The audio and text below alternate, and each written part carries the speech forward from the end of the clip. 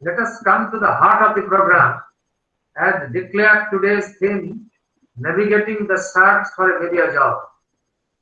To administer and engineer the subject, the captain of the webinar program as a principal guest and keynote speaker is Mr. A K Bhattacharya, Editorial Director, Business Standard, elegantly known as AKB to journalistic fraternity. Mr. A K Bhattacharya is an eminent economic journalist. He has served as the editor of Business Standard and is currently its editorial director. Earlier, he was the editor of the Pioneer and worked for the Financial Express and the Economic Times in different leadership roles. For many years, as you know, he has been writing a column, Raisina Hill, which appears in Business Standard and comments on government affairs, development issues, and the economy. He won the Shriram Lifetime Achievement Award of Excellence for financial journalism in 2017. He is the author of The Rise of Goliath, 12 Disruptions That Changed India, published by Penguin in July 2019. His upcoming book, due later in 2021 from Penguin, captures the story of India's finance ministers.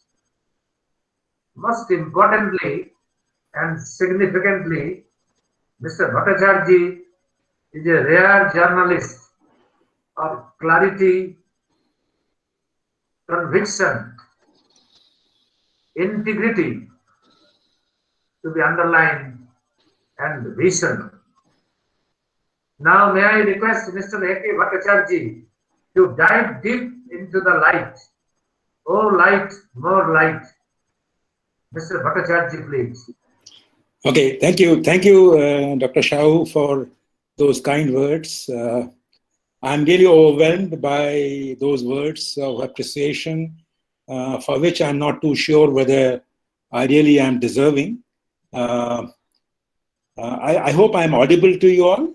Yes, yes. Yeah.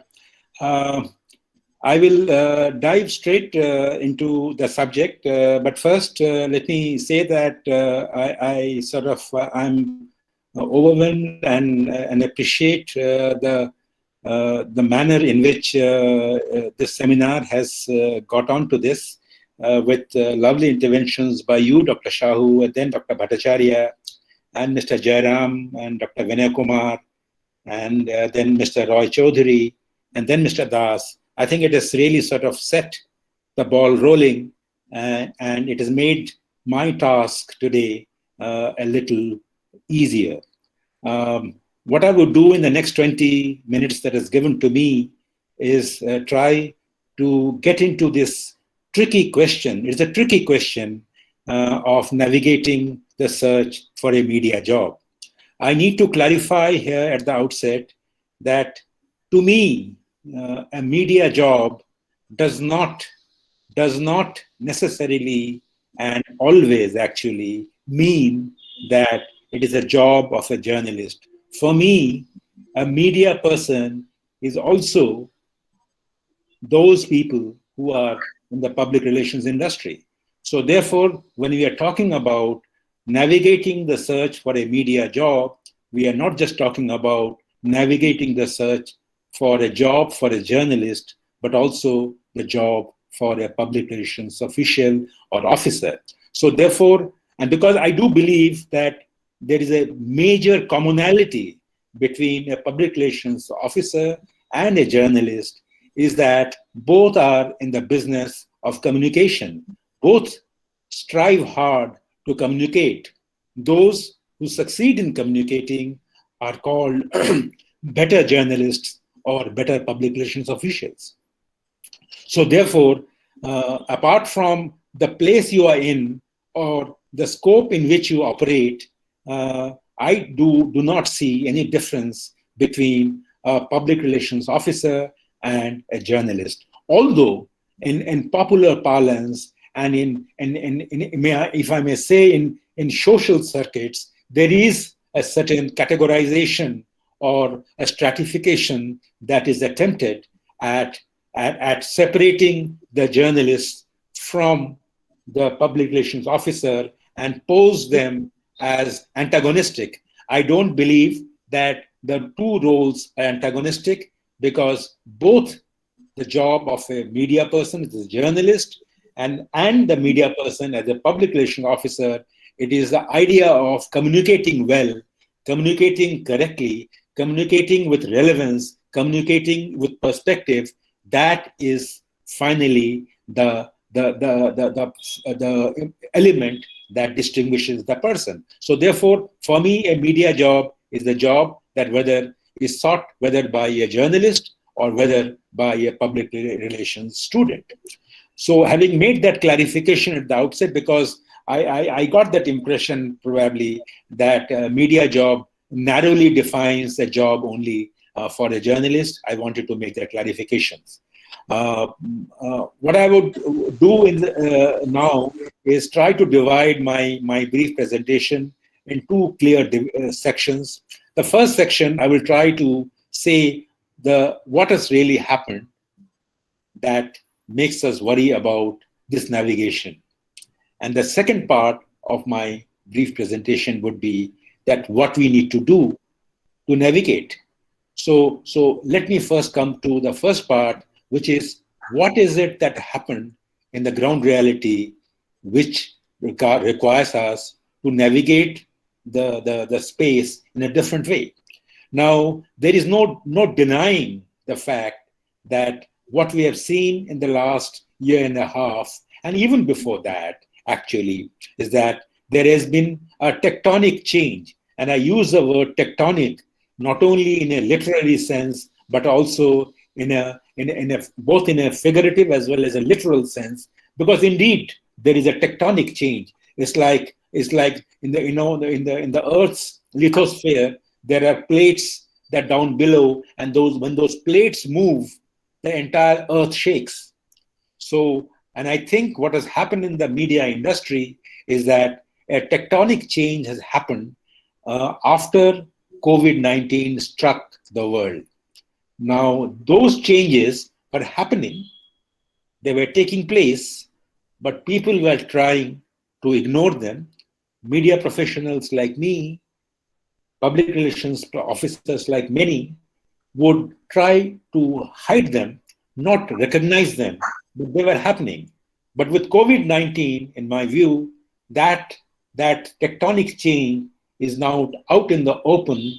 In some places, they have creating mountains, and and trenches in the seas, and in some places they are generating huge amounts of lava. So there is a tectonic change that we cannot deny. What is it, that tectonic change? Let me go into the three phases in which the tectonic change is witnessed or becoming evident. The first phase is the consumer space. Now, what is a consumer space? Consumer space is whether the reader space, the people who consume content, whether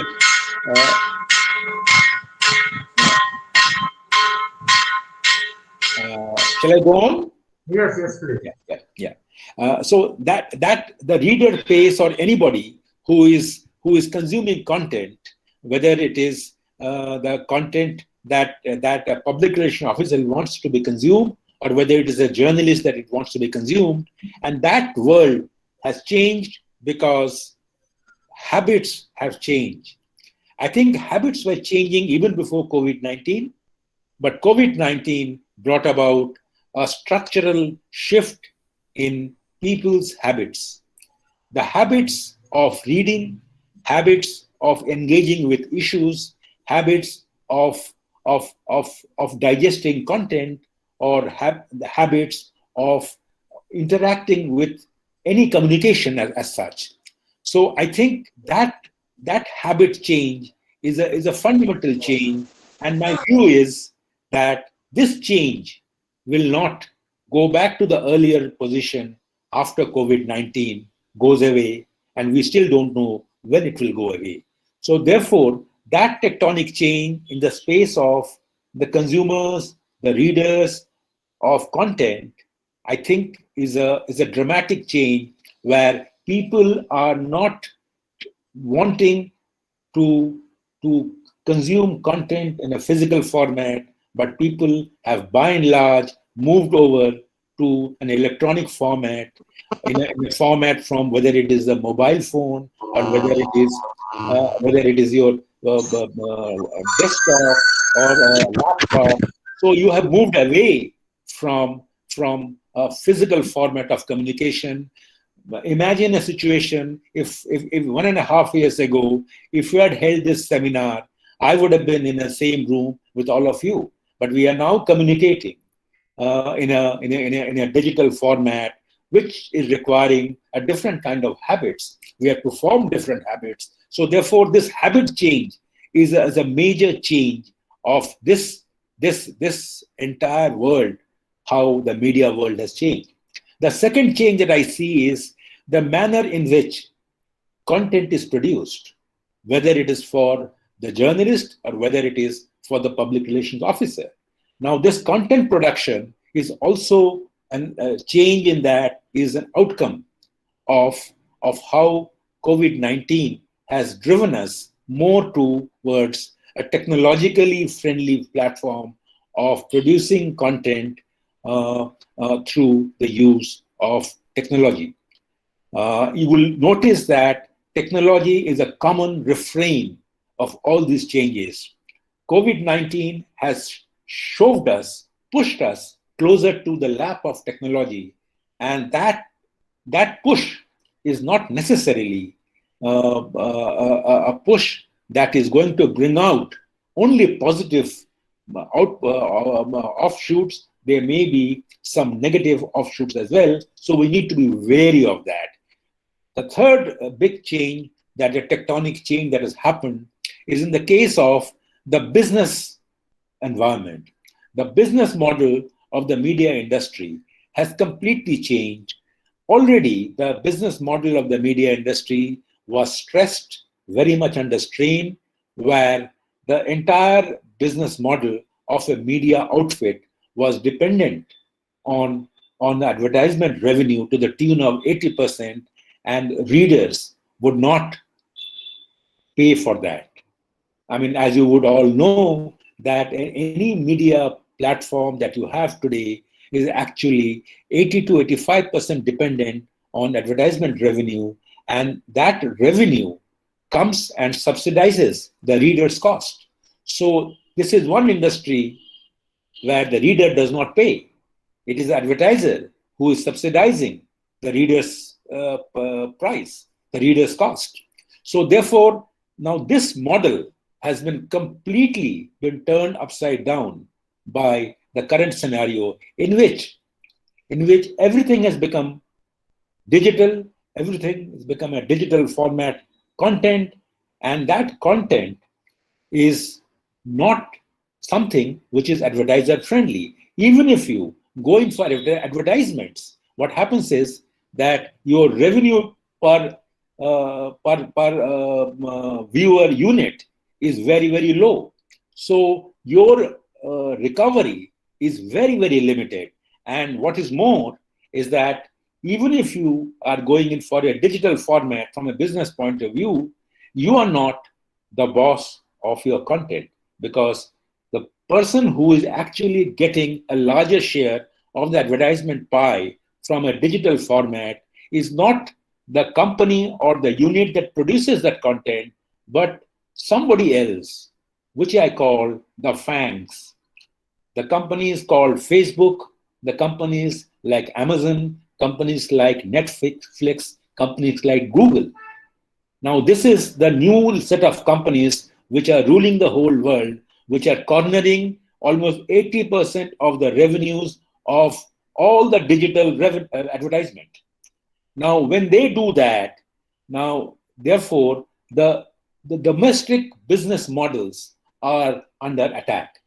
And this is actually raised a very big question mark on the future of the digital medium also in many countries, apart from those where these FANGs companies are located.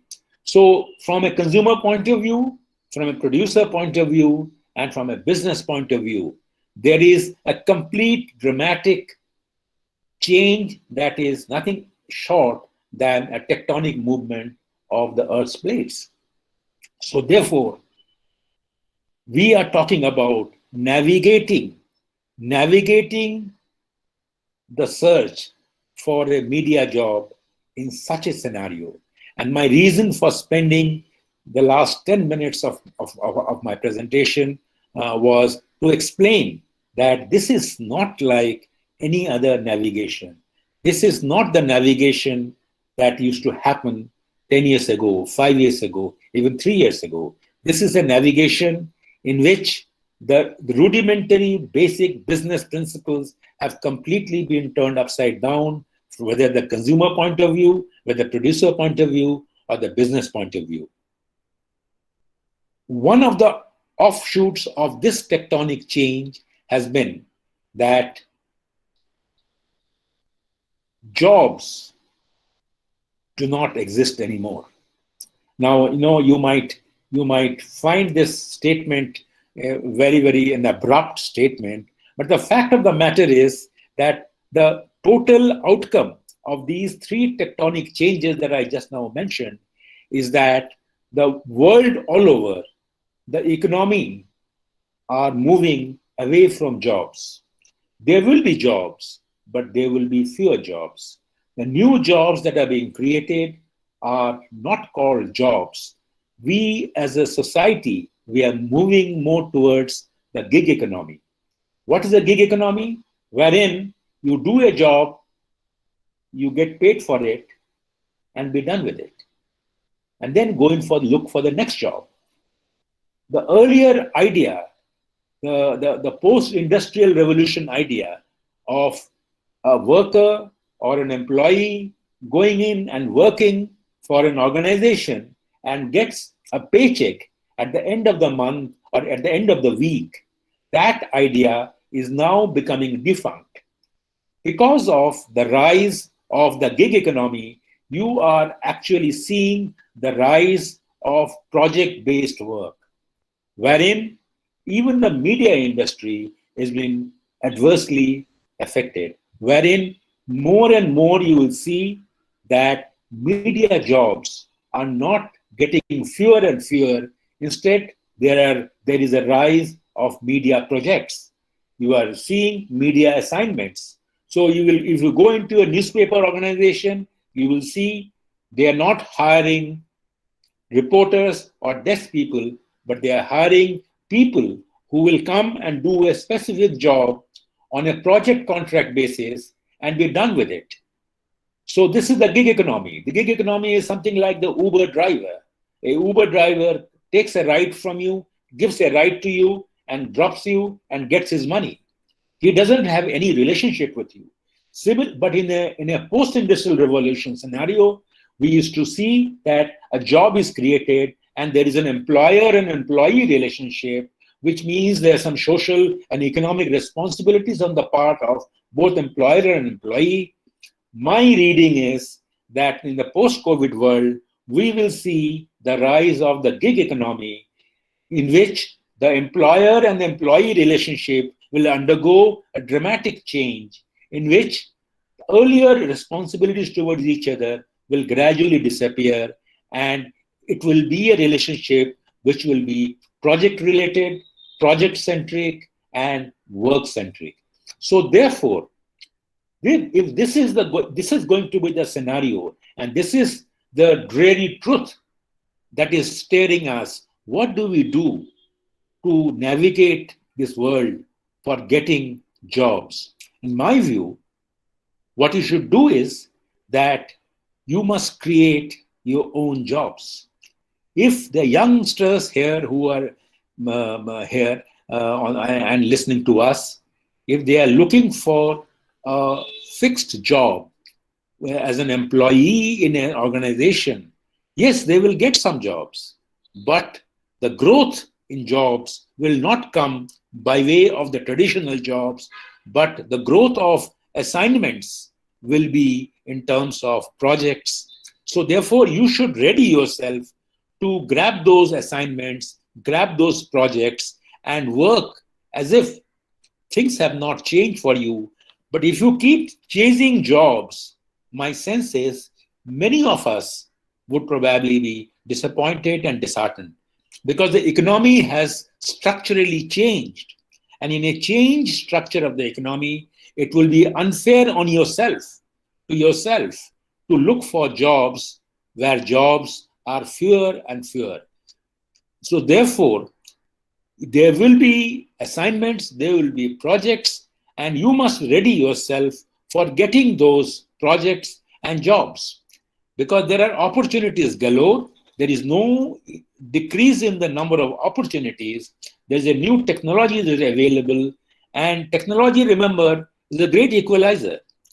Now, technology will actually make you a person from anywhere will be as strong a claimant to a certain project or an assignment as anybody else who is more privileged.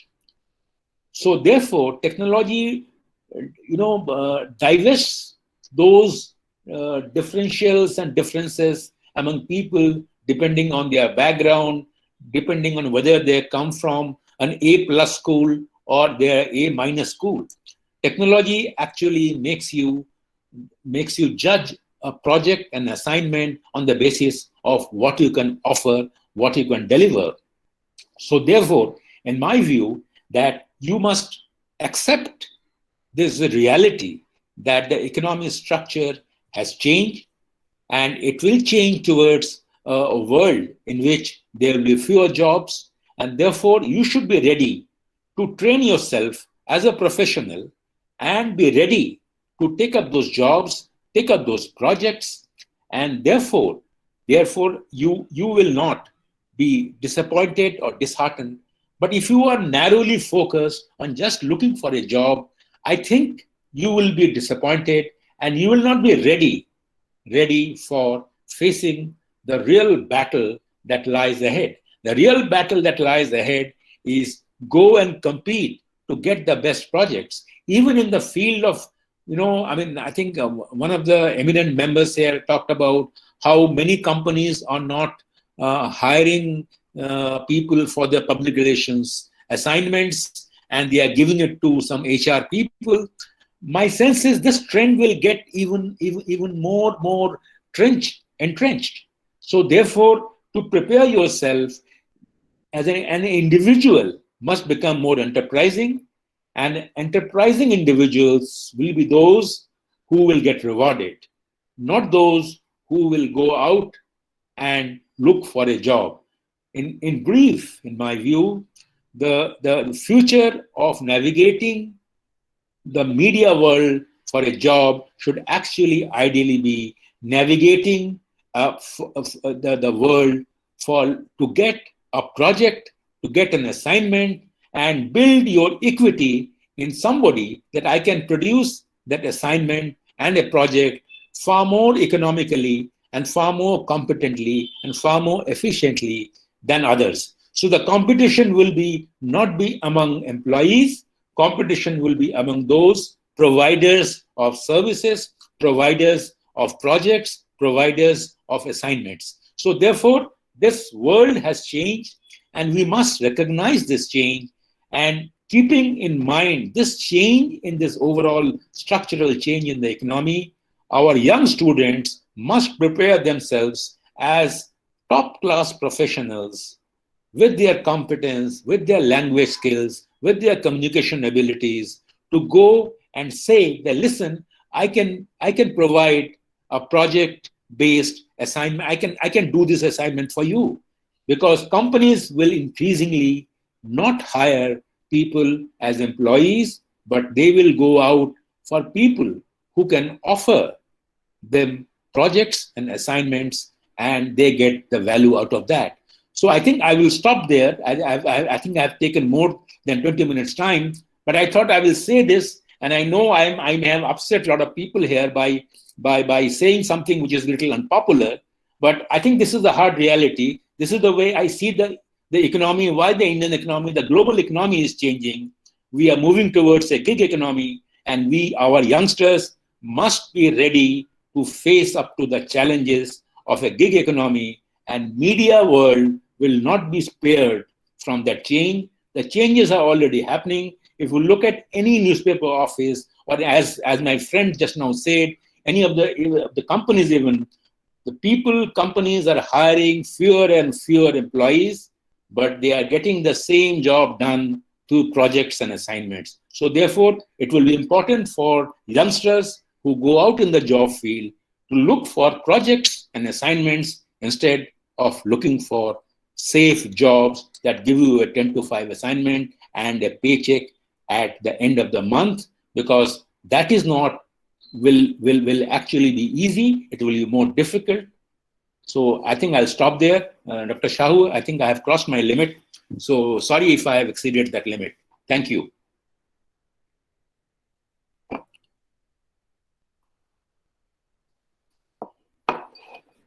Shahu sir, you are muted. Shahu sir, you are muted.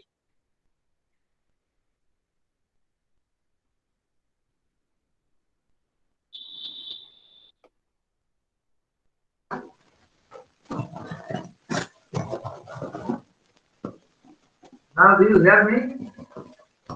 Hello? Yes. Now audible. Now, Mr. Bhattacharya, we are enormously illuminated and overwhelmed. Let us go deep into his guidance, direction, and roadmap. After his able navigation, now the vessel of interactive session is anchored at key platform. Now, intellectual interactive IT session begins. But my appeal to your intellectual honesty, Mr. Bhattacharya, we have understood the depth of your statement. But the point is, this training, mental training, this approach to develop and to swim over, it will take time for the students who have been nurtured, lulled and nursed in the traditional system of learning. That quality, that challenge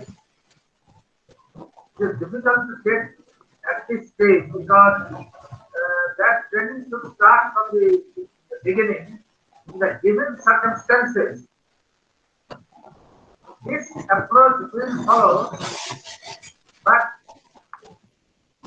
some strategy approach for some time, in the long term, we should be prepared for that.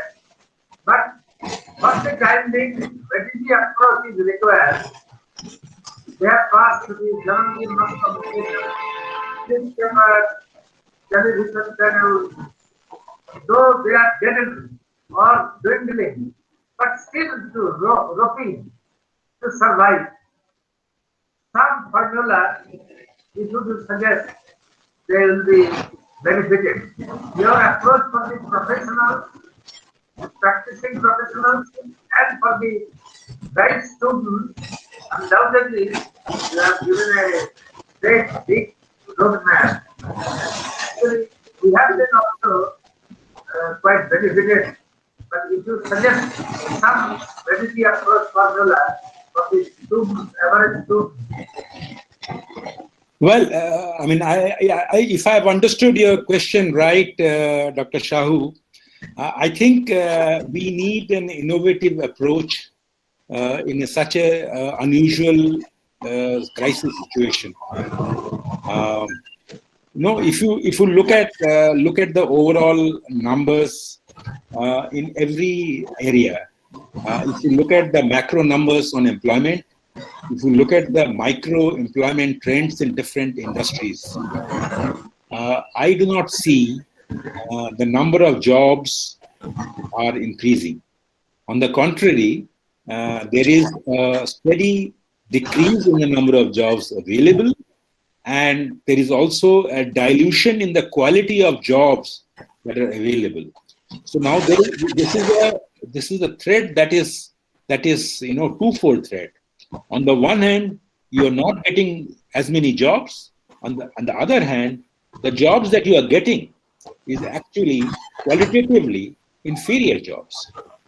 So therefore, it is incumbent on one is that the institutions that are training these youngsters should actually incorporate in their curriculum certain programs by which they are trained to face up to this new harsh world. That is number one. Number two is the youngsters should also recognize that this is the time to form groups and form consortia. Because, if you think that each of them will get absorbed in a company, I think that will be really a tall task. It will never be realized. So what the institutions as well as the students must prepare themselves for is to, one, institutions should train them and prepare for training them to become, in a sense, an entrepreneur, a project assignment provider. And on the other hand, the students must reskill themselves, maybe put together themselves as a consortium and put up a joint front. And because, if you look at the way the jobs are changing, you have to realize that jobs may be shrinking, jobs as in employment, but assignments are not shrinking, projects are not shrinking.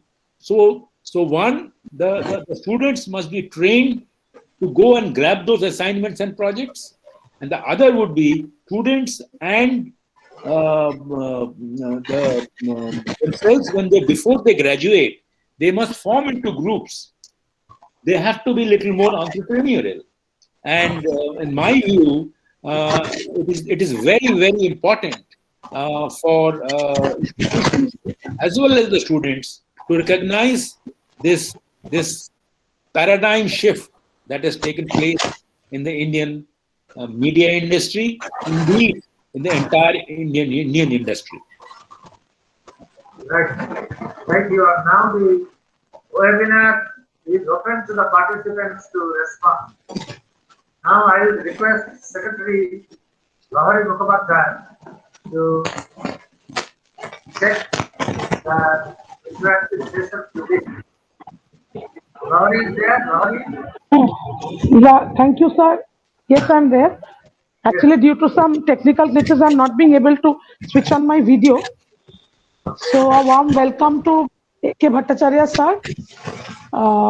My question to sir is, according to your speech, we have come to know that during this period of time, the project-based assignments are getting a front foot. So, will project-based assignments be the ultimate key to employment strategies in the media sector? I think it's a very important point you have raised. I think there would be a mix. I should not be saying that jobs will completely disappear. I think you will still see jobs coming up, opportunities coming up in the job sector, but clearly there would not be enough jobs to meet up the requirements, to meet the requirement of the number of people who are in the job market. The last almost 40 years or 45 years that I've seen is that I've seen that institutions that produce journalists and public relations officers, now at the end of the year, they, after the graduation, there was no problem in their placement. Whether they are journalists or they are public relations trainees, they get absorbed by companies. Now what I see is that when I talk to these same institutions, I realize that what they are coming back is saying that, listen, there are no placements. Placements are very few. So what do we do then? I'm not saying that jobs will completely disappear, but there would be clearly the scope for jobs will be less and less. So therefore, we must prepare for the future and train our youngsters to learn and acquire those skills. And it is not a very difficult skill to acquire, to be a presenter or to be a writer and be a content producer or be a advertisement filmmaker or advertisement copywriter. You need, more and more entrepreneurs among ourselves. So therefore, I think the onus is a lot on the schools and colleges that produce these students. Because the curriculum requirement has to undergo a change in line with what has happened to the job market, to the economy. So I think that is what I'm saying. Jobs will still remain. You will still find some jobs, but they will not be enough to meet the requirement of the young students who are coming out into it. That's the point I'm going to make. Thank you so much, sir. Yes, any response from the participating members of this webinar? Mr. Devajyoti Banerjee. Sir, I have posted my question in the chat box.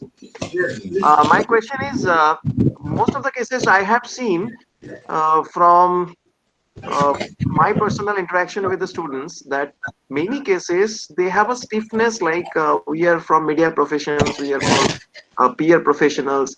So this kind of emerging technology, digital things, not always they are very keen to upgrade their skills. So what would be my point is, how do you see, or what do you suggest to the students so that they can think in a broader aspect, that how this technical part, new emerging upcoming things, they can merge with their mainstream course curriculum? So that is my question to Mr. Bhattacharya, that how do you guide them to so that they can mentally prepare themselves for this kind of things? The important question, one way of is that, the old maxim is that,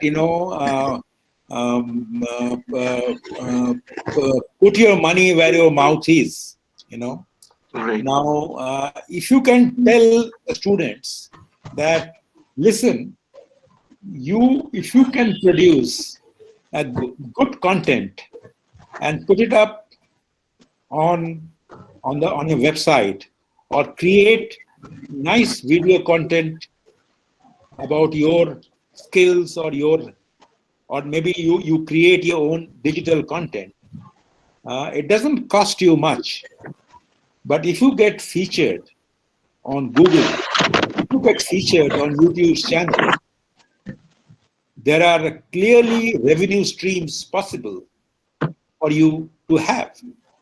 So it is possible for a young student, even as he is a student, if he is talented enough, if he can use his skills.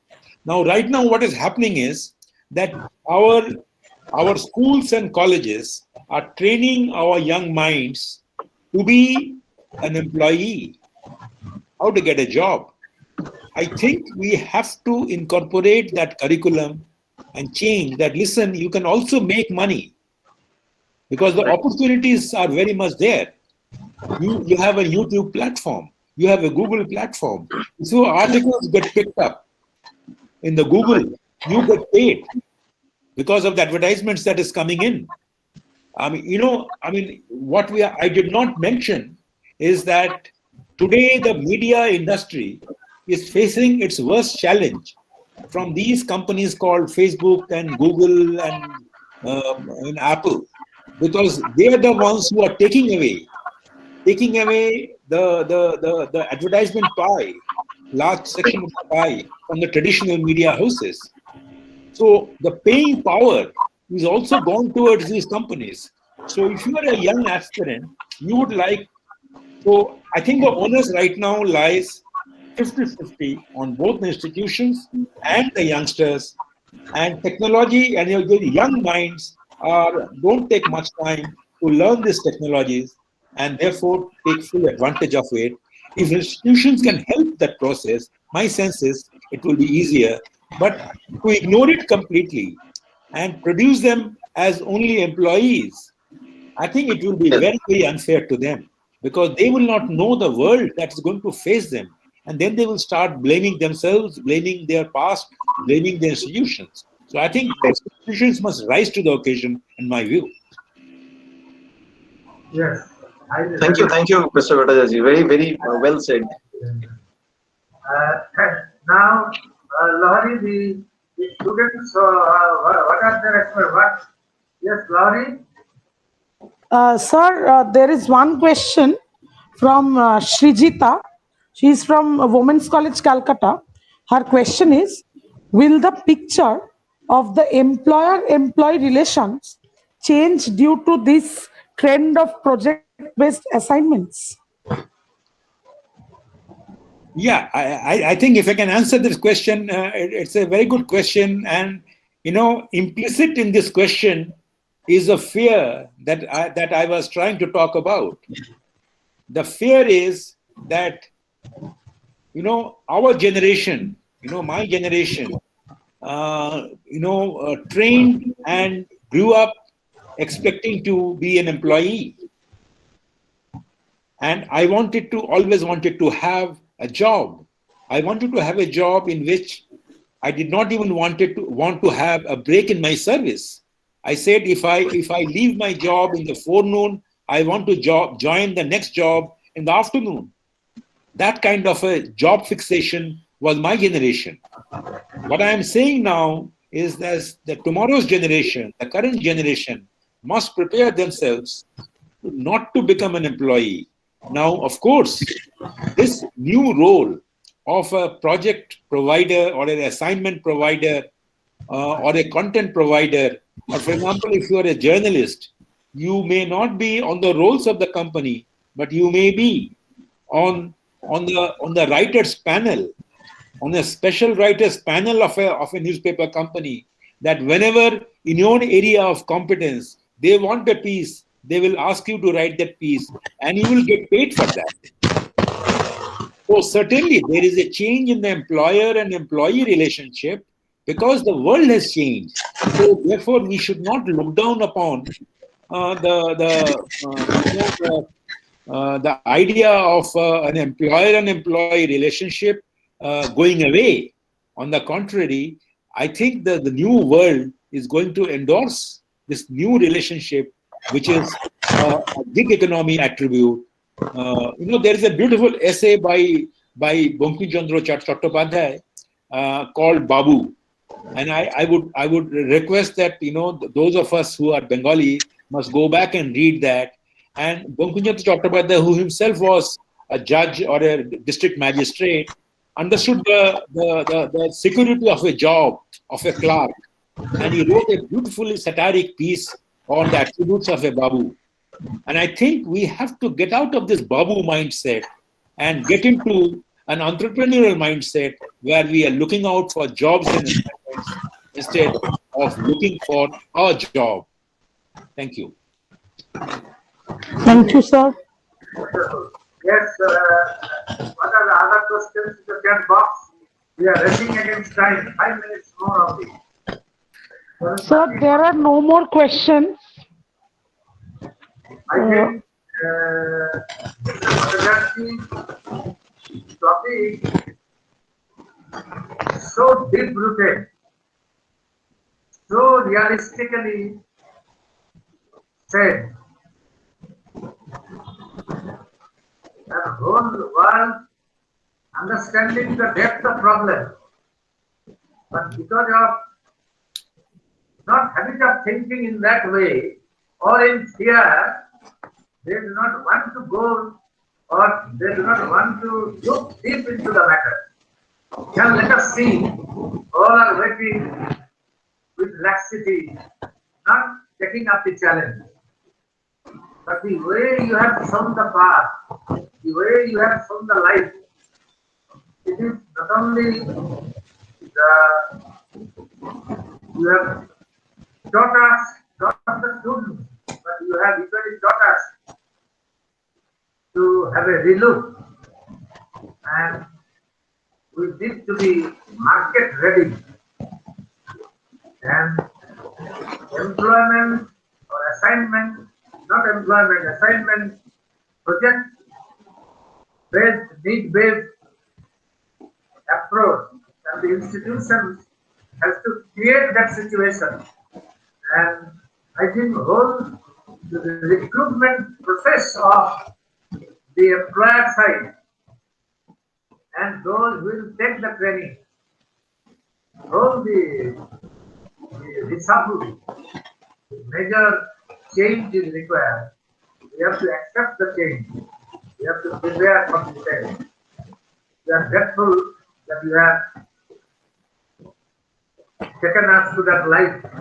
And like Jete, you have explained, oh life, more life. Our gratitude to Mr. A K Bhattacharya, our Mr. Jairam is not physically so strong today, but still he is there with rapt attention. All we are hearing, what you are saying. And we have to read more, know more. And thank you for your direction to all of us.